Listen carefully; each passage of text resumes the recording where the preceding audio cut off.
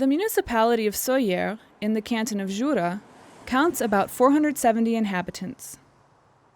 182 letterbox companies are registered at this address, which is managed by a trustee.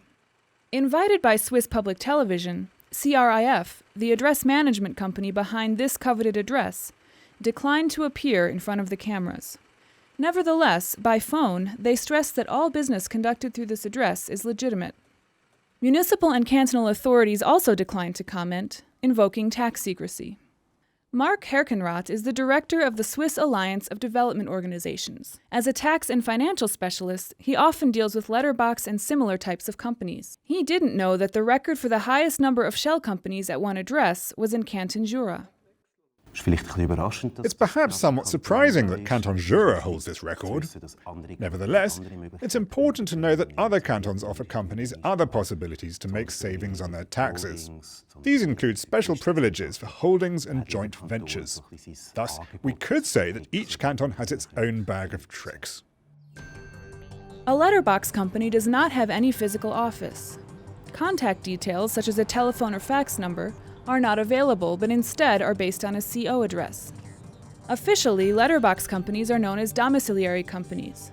They comply with Swiss law because they do not conduct any business in Switzerland, but from here they manage their foreign activities. If at all, they have very few local employees, as the bulk of the business operations and their employees are mostly based in another country. Profits are moved from abroad to Switzerland, where companies pay taxes at preferential rates.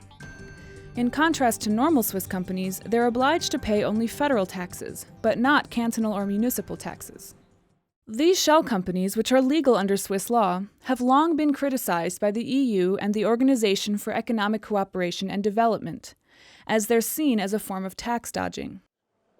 Andreas Staubli of the consulting company PricewaterhouseCoopers says that letterbox companies are increasingly finding themselves under scrutiny from international organizations, and it might not be long before they're forced to give up. The attractiveness of such companies is decreasing dramatically. Once letterbox companies are no longer an option, they will be left with two possibilities.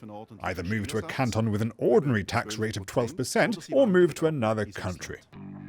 Bauerstrasse in Zug. On this street, there's an average of one letterbox company every 1.5 meters, adding up to a total of 741. It also holds the record for the road with the highest number of letterbox companies in Switzerland. Across the country, there are 49,000 letterbox companies, most of them in Canton Zug. Peter Hegelin, Zug Cantonal Director of Finance, knows that an end to letterbox companies would have significant impact on the canton's tax revenues. We've known for a long time that letterbox companies are controversial and that we should look for alternative solutions. That is why authorities have put forward the third series of corporate tax reforms. Here in Canton Zug, we've for some time now been concentrating less on the so-called letterbox companies and more on companies with substance. The banning of letterbox companies, Hegelin estimates, would diminish Canton Zug's tax revenues by 25 to 30%.